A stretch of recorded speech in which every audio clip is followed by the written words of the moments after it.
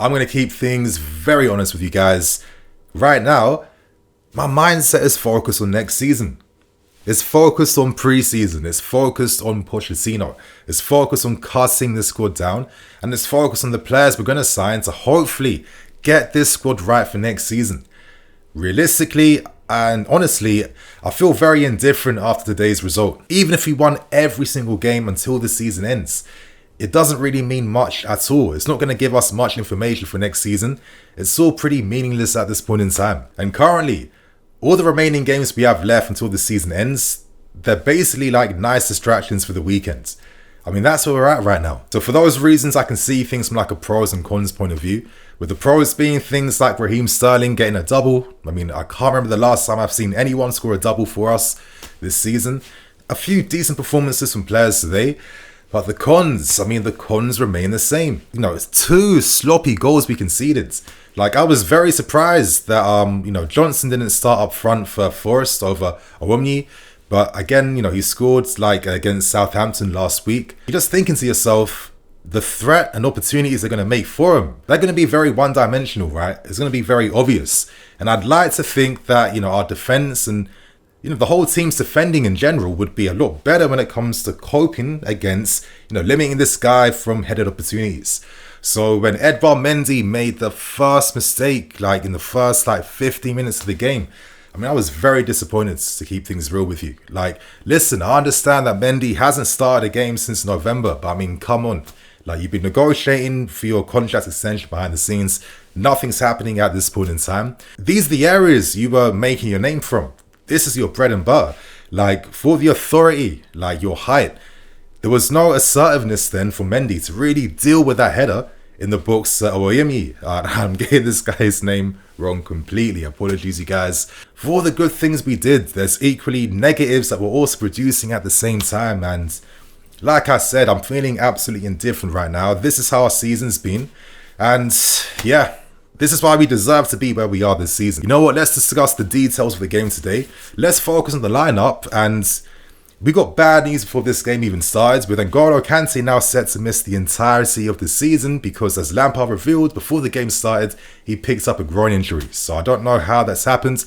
To be fair, KANTE has been playing a lot of games, 90 minutes here and there. I've always felt like this guy needs more protection. He needs a successor. He needs someone that can replace him as the game's going on. And in my opinion, I want to see KANTE playing deeper now. Like, I don't even think this team really needs to press him from the front as much anymore. In the big games, you can do that. But for the other games, I don't think it's needed. I'd rather him being a bit deeper now. I'm more than happy to keep KANTE here if he can play like 30 to 40 games a season. But in terms of the lineup, we saw MUDRYK continuing down the right-hand side, Sterling on the left over MUDRYK. I guess that was to be expected, and it was probably the right call because Sterling was producing our best attacking threat by far in this game.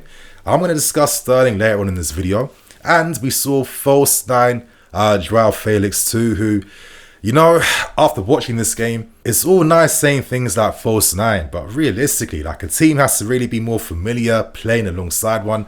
I think it was like an okay attempt at times, but it's like, if you're using the false 9, like your team combo plays and how you move the ball and the connections the players have with each other, they have to be very strong to really take advantage, right? So again, I thought it was a mid game from Felix. Nothing too bad, but nothing too amazing, to be fair with you. And yeah, we saw Lewis Hall starting in this game too. And with Lewis Hall's performance, I thought it was another okay performance. He did some good things in this game. In particular, that one cross he made to Joao Felix in the first half, really good play, took the ball forward. But at times, it felt like he wasn't always like making the overlap on time when he was supposed to. At times I felt like he looked a little bit nervous on the ball, a little bit like of a few weaker passes played forward at times. I guess that's to be expected. He's only 18 years old, and to be honest with you, left back isn't even his best position. He's more of like a midfield player. So it was an okay account from Lewis Hall today. And again, this is something he can learn from and take forward as his career, of course, starts to progress. Going on to the details about the game now. You've heard my complaints about the first goal we conceded, but after conceding that first goal, I thought our reaction was okay based on the context of this season because, the stat was this.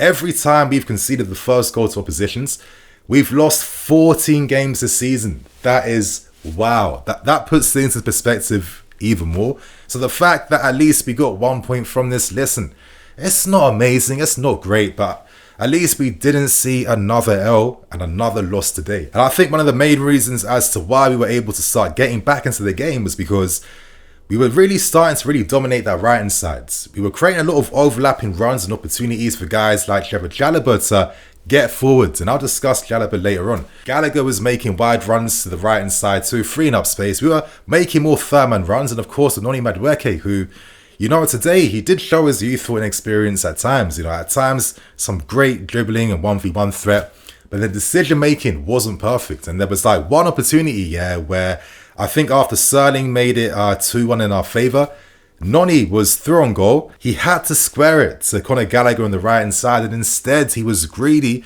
and tried to create an opening for himself to shoot with.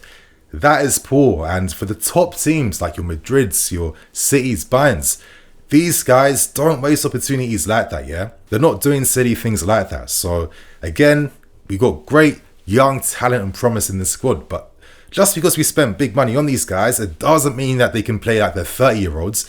They're going to have these mistakes in their game. Maybe that action from Noni was the thing that made us pay the price eventually, because who knows if Conor was able to make that a third goal and then we absolutely wrap this game up. But again, this is what happens when there's not enough consistency with players' understandings together, and you're going to be susceptible to all these types of silly mistakes that eventually cost you as games are going on, right? But regardless, I think one of the most standout guys today was Raheem Sterling. I feel like his second half in particular was like a different half compared to his first half, which wasn't too bad. And you know what, I do agree with him starting this game today, because if you're using a false 9 and a Joao Felix, you need like a wide forwards, not a winger, a wide forwards who can also, you know, position himself in front of Felix when he has to, that can, you know, find himself between the lines to get ready to start making those runs inside the box. And this guy had a ton of goal threat in this game today. I thought the first goal he scored, you know, great play from Trevor Chalobah, who was bombing down that right-hand side. You know, nice little reverse pass back into the box. And Raheem Sterling, who scored over 100 goals in the Premier League, he knows what positions to be in inside the box, right? Like, we don't score goals. It's been one of our main, like, negatives for years now. So Raheem Sterling, even though he has his, you know, criticisms, that is one thing he does provide, is that goal threat. And he got us back in the game with the equaliser. And then for the second goal, yeah, this second goal, top class goal from Sterling. I think he scored like a similar goal during the first half of the season when Tuchel was still here. You know, a nice breakaway. Very good play from Ruben to carry the ball forward and to play the right pass with the right weight in front of Sterling to allow him to cut inside, open his body up and take the shot. Like, those little details are the things we constantly screw up on, but when you get it right, it does look very simple, right? And you know what? At the time, you were on top. So the way we conceded was very disappointing, to be fair with you, because, you know, from a set piece, not dealing with the second balls, and then what? And another clip pass into the box then? I mean, come on. Like, that's so sloppy that it just undermines everything good we did in this game today. But, you know, to continue to focus on Raheem Sterling, there was a lot of complaints about why MUDRYK wasn't playing today, and I understand them. You know, I do want to see MUDRYK push on. I do want him to perform here, and I think in the long run, especially for next season, I think this guy is going to come good. Like, we need to remember that when MUDRYK was here, Shakhtar's season was over. Like, he was only starting pre-season with them. So when you're making a step up from the Ukrainian league to the Premier League, where the intensity levels are completely different. I mean, we all saw those MUDRYK comps. Look at the space and time he has in the Ukrainian league. It's not like that here. I can see why we're going to take our time to introduce this guy into the first team. But, you know, when you're signing for a club like Chelsea, you're going to have competition in front of you. And this is the reality now. Now that Raheem Sterling has scored 2 goals today, you know that he's going to start the next game on the left-hand side, and MUDRYK won't start. It's up to MUDRYK now to be able to find himself getting minutes off the bench. And I'm not going to be complaining or moaning by the fact that he wasn't subbed on today.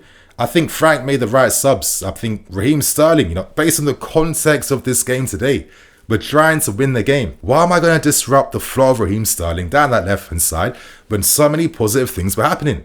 And look how many 1-2 moments Sterling was creating. Look at his box threat, for God's sake. Look at the runs in behind. Look at the link up with him and Gallagher at times and Felix too and others. It's like, it would be silly to then move him to the right-hand side to force MUDRYK on when the context of this game didn't need him. I think Ziyech for his deliveries and the inverted wing on the right hand side kept the team balanced and shape. And Havertz coming on for Felix gives us like some opportunities, hopefully, from like attacking aerial balls and stuff like that. So I'm not really understanding some of the criticism, and I just think sometimes some of these criticisms can come across so like casual. Like, have you never kicked the ball in your life before? Like how are you getting upset by something like this when we're trying to win the game today? It would be silly to force Sterling to the right, and then we're playing a completely different game then. So listen, it's up to MUDRYK now. I'm not going to patronize the guy. He'll learn from this. He'll be a better player for these moments, but he'll play when he's ready to play. And let's see what happens from next week, right? And before I end things, you guys, I did want to discuss Trevor Chalobah because, again, I felt like we were able to get back in the game today due to our squad guys. Guys like Connor, guys like Chalobah, guys like Ruben, guys who don't really get too much respect. But you look at someone like Chalobah who can play in defence, right back. He can play in the right hand side of a back three. He can play in midfield. Like, this is a very good player. And he got us back with the equaliser due to making that overlapping run in his crosses in the box. Like, how many overlaps did he make during the game today? And that just shows you like the reliable dependency that you have from these guys when they're in your squad. It was the same thing for Ruben. I felt like, listen, Cover's come off from an injury. Unfortunate. And I think the injury probably is the context to explain his performance, in particular today.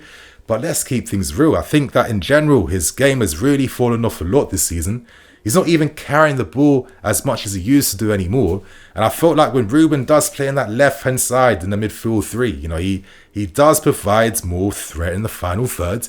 And of course, he got the assist for Raheem Sterling today. So all I want to say is let's respect these squad guys, because football and winning isn't just about having the best 11 week in, week out. Like, we've watched football too long to have such like a basic idea about it, in my opinion. So, my friends, they're the pros and cons from the game today. Not really much to learn from, keeping things brutally real. But again, at least we didn't lose this game after going a goal behind. And we saw some attacking threat, at least, I guess, right? So, my friends, I'm the EFC. This is Blue Lions TV. I'll catch you guys later with some more videos.